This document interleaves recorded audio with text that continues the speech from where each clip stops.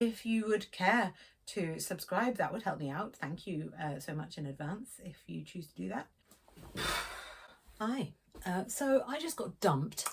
Yeah, welcome, by the way, to my little cushiony, pillowy recording space. My job is voice acting for now. But yeah, I'm salty. I'm so annoyed. It seems a little bit unhinged vlogging about my dating life, but at the same time, that is top of mind. So you let me know if you want to hear about that. Instead, let's do something kind of like cute and innocuous. I'm living in a very nice seaside town in Kent. There's some like very cute twee house names. So let's go through it. You've got all your like kind of standard like boring bullshit ones. Gull Cottage, Pebbles. Like so many people call the house Pebbles because there's a big pebbly beach. Oh, I'll tell you, this is my favourite. In fact, both of those examples. It's so eggy. I love it so much. The like fucking Tories. Don't be a Tory, everyone. Who has the budget to buy property in this beautiful, friendly little town? And yeah, because it's like an hour away from London. On the weekends, it's fucking full of Tories and really busy, you know, and kind of like custom little bijou delicatessen and farmer's market and, you know, expensive things basically. But then midweek, it is kind of full of like dead friendly, sort of smuggler-esque, like dodgy pirate types. I really like the way that everyone's somewhat, I mean, I hate the way that everyone smokes, but there's a kind of like, you know, working class element to the sort of like jaunty, wobbly faced people who live here full time. The term for the people who come for the weekend is DFLs, and I think probably they would class me as a DFL, but it doesn't really count because I am only here half of the time. I go and work out at like the local dodgy leisure centre, and the people there, several people have asked me if I am a fitness instructor on a cruise ship, because they're like, oh, you must work on the cruise ships because you're only here part-time. And that could be true. I did actually try to get a job on a super yacht. I got the qualifications and everything, but then I was like, can't be bothered. I would rather be a guest on a boat. Maybe I'll do that, but at the same time, I don't like full-time work. Anyway, yeah, on the one hand, it's a kind of like real like salt of the earth kind of working class, you know, normal person community.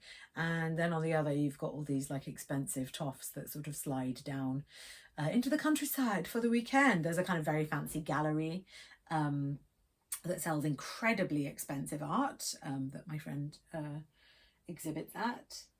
All right, hello, it's me from the future.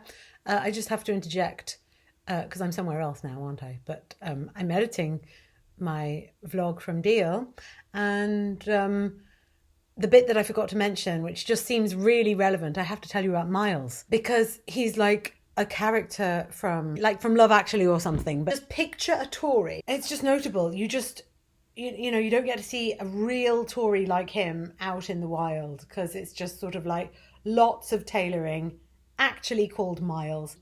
Hey, Henry. Next week, we're going to have the Cambridge vlog with me and Henry. Oh dear, there's a thunderstorm. Henna's isn't happy about it.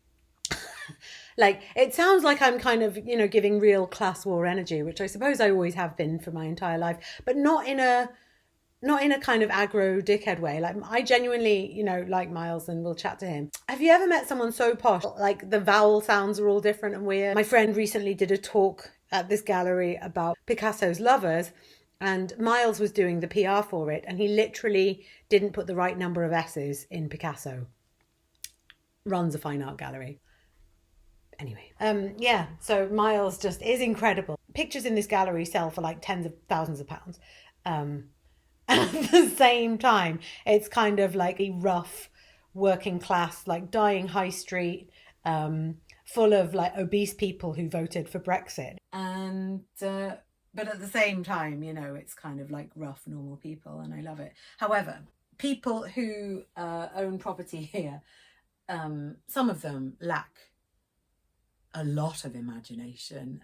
There's literally on the street that I'm living on, there is a house called Pebble Cottage, and the house directly next door, Pebbles. Like, you could call your cottage anything. They're seriously lacking in imagination. And imagine just being like, oh, you know, what I'm going to do. I'm going to just copy the house next door for my house name. Go fuck yourself. Anyway, I love seeing that because it makes me very judgmental.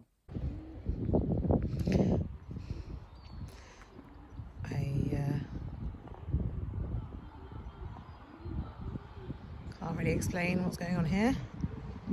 So yeah, scanning my mind for my favourite ones. And so, you know, like you've got kind of a few different levels. You've got like the really basic ones, like I already mentioned. And then there's sort of some that I'm like, oh, I see what you did there, but they're just not that funny. Or that, you know, like you've got Herring Hang, or one of the houses on the road is called Gull Stream. I'm like, oh, I don't know. That makes me think of the, like, I don't know, some Gulf War shit. I don't know. It doesn't make it. I don't like it. And then you've got like the kind of jaunty ones that make me smile. I like the kind of that aren't necessarily game changers, but I love the old man who lives in Barnacle Cottage. I'm just like, oh, I call him Mr. Barnacle. He's such a dote. I went to a barbecue in his garden. It was very nice.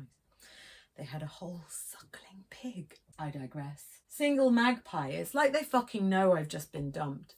Yeah, can we have the magpies get together, please, so that we can spread some joy? I like it when they hang out in twos.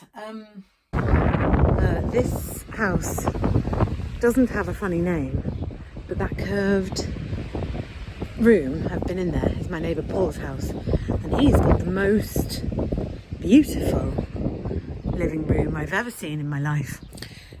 He made a ton of cash in the 90s, apparently, by writing a book about aloe vera, which I thought was really funny. So the more you know. Yeah, so they're kind of like jaunty ones, like Barnacle Cottage, Old Peculiar, I like that one.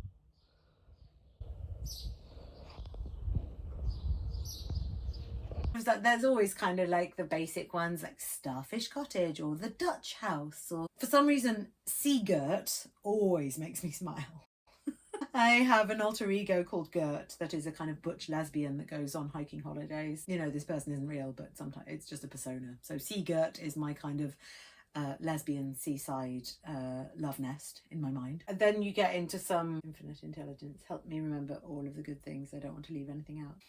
That was for you. Yeah, and there's some weird ones that I just don't get. There's a building near the fish and chip shop that's got Feed My Lambs. Not even painted on the side, like literally engraved into the stone. I don't know if that's a building name or like a weird affirmation, but there's that.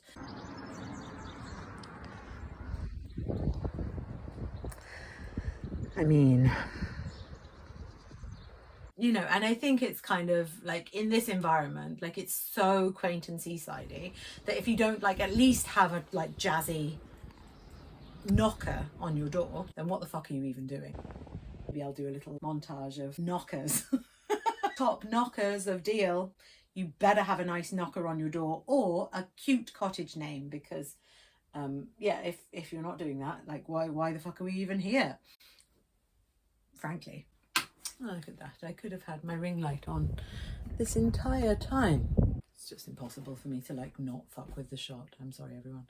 So yeah, I mean, it's actually quite tricky recording this because I was like, yeah, I'll just do a rant from my little recording studio. But it's just as I walk around the town, I really appreciate all the daft knockers. Like there's seahorses and starfish and squirrels and like weird dolphins and mermaid knockers. I'm so into it. It's just so very cute and nautical, and somehow my pants, which I do know have a hole in, but thankfully I've just angled it perfectly so it's not in the shot. Yeah, nautical, seaside vibes. Also, it's gotten hot, so I'm just doing this in my PJs essentially.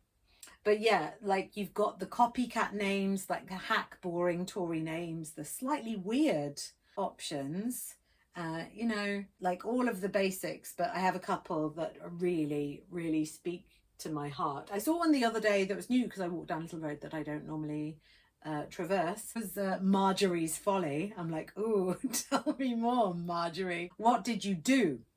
And there's another one that's slightly better even than that, which I love, which is further down the street from us. Fanny's Dilemma. Ooh, make a costume drama. What the fuck did she do? That Fanny. She's a loose cannon. We all know. Just look at this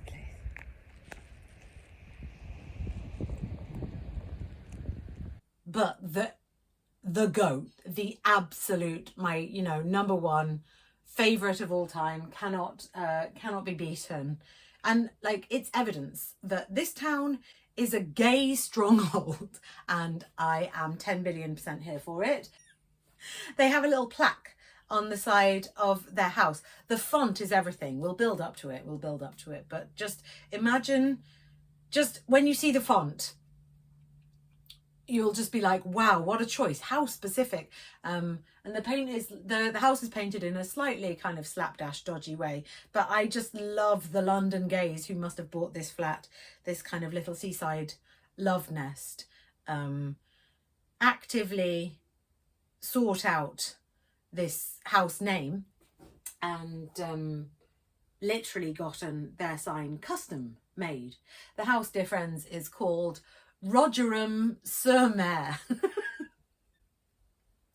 These people are role models, honestly. Like, what more could you ask for? I mean, it's so sad that I'm straight, honestly, because I think, I think I'd make a fantastic lesbian. And wouldn't it be wonderful to buy Kentish seaside property with your lover, come down and bang by the seaside and just give your house the campest, silliest name, and just have this beautiful joke just out there, like on the side of your house for all to enjoy.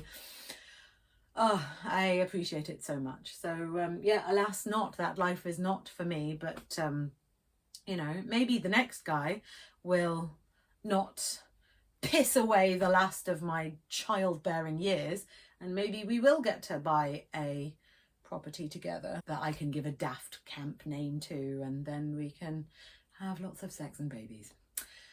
Let me know in the comments if you know of any tall, brawny, emotionally available, words and actions in alignment, unvaccinated landowners who want to make an honest woman of me and are ready for, you know, like some hot middle-aged shit to come and confidently bear their children and tend the garden, because I thought it was going to happen. Oh well, starting again at fucking 41. If you'd like me to rant more about my love life, maybe I could try putting that on the internet. Probably get cancelled though if I started being really candid with my thoughts. Maybe it would be fun. Sorry, there's a seagull on top of the garden room, eating what looks like a dead crab. Al fresco dining, how joyful. What a role model. Anyway, yeah, I am going to stop talking now, but thank you for coming on my tour of the properties of Dia. See you in the next video.